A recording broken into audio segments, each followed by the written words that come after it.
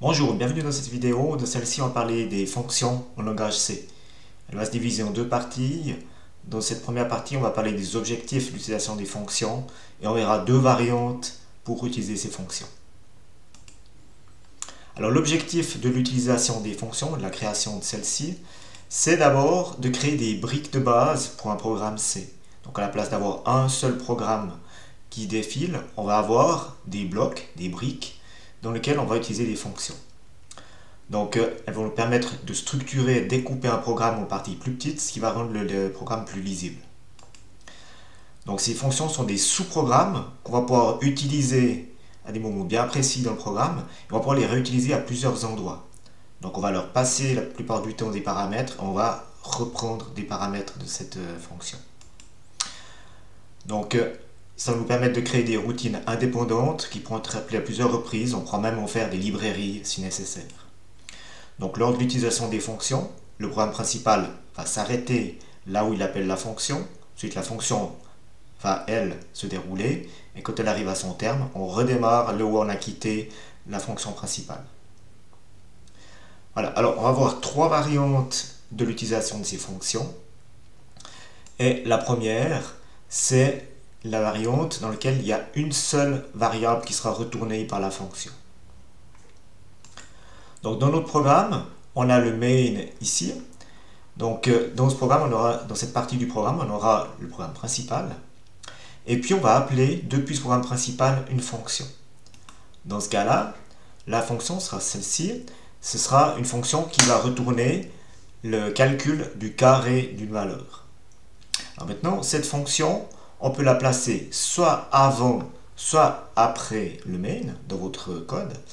Si vous le placez avant, rien à faire. Si par contre vous le placez en dessous, vu que le compilateur va compiler de haut en bas, dans ce cas-là, ce qu'il va falloir faire, c'est mettre ici au début un prototype de la fonction. C'est-à-dire déclarer la fonction, dire que dans cette fonction qui s'appelle carré, il y aura un paramètre qui sera un entier et qui s'appellera IVNombre. Donc on va définir comment sera la fonction qu'on va écrire après. Vu qu'on va utiliser cette fonction dans le main ici et qu'elle n'est pas encore créée, il faut expliquer comment est cette fonction. Voilà.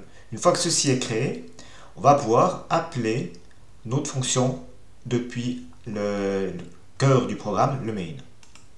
Alors, dans le cas ici, on va utiliser cette fonction. Donc, on va ici déclarer deux variables entières.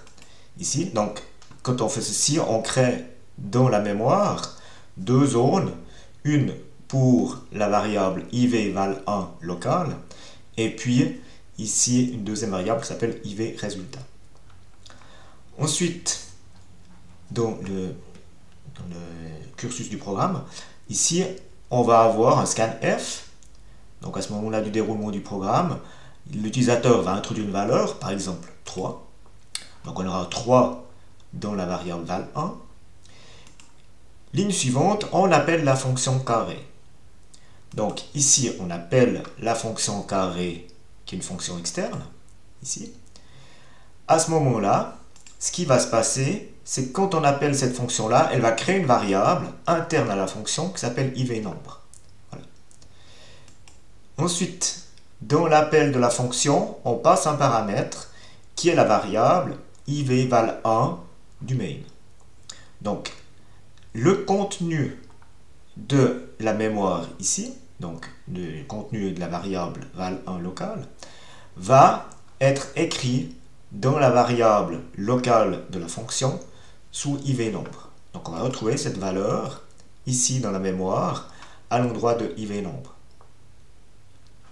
Ensuite, la fonction va se dérouler, c'est-à-dire qu'on va calculer le carré et mettre ce résultat dans la variable IVNombre.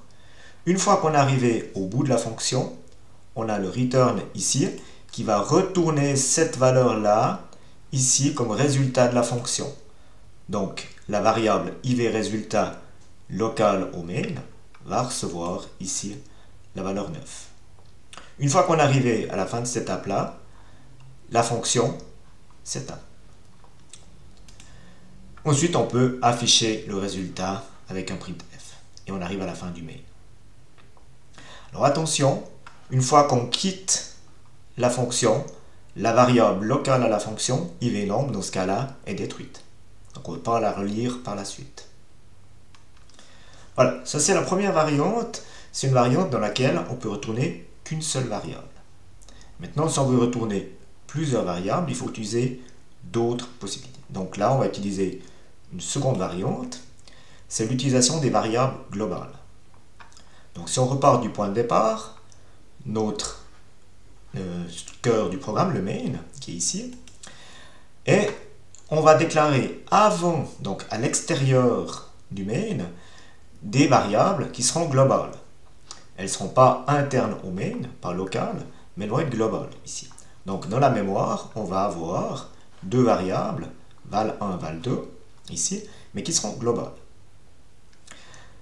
Maintenant, l'idée est d'utiliser une fonction. Donc ici, on va faire une fonction qui s'appelle inversion. Et puis, cette fonction d'inversion globale, ici, vu qu'on va la mettre probablement après le main, on va déclarer son prototype ici. Voilà.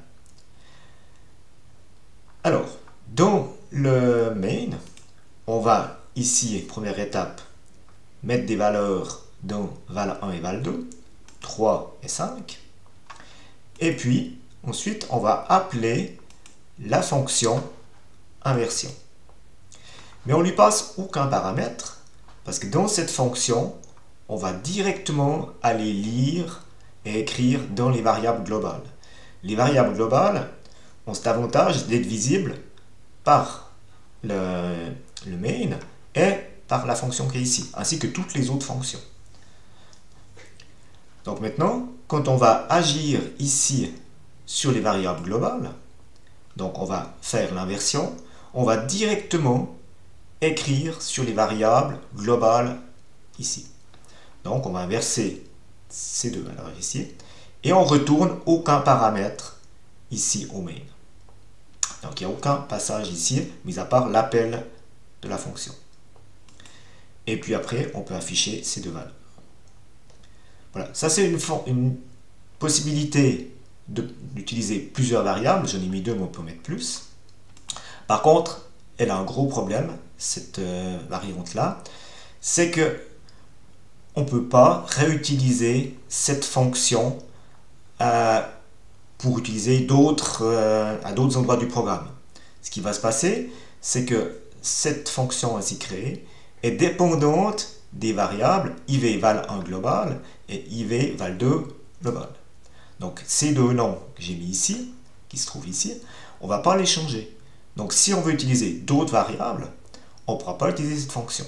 Donc elle ne sera pas transférable, on ne pourra pas en faire une librairie ou d'autres choses comme ça.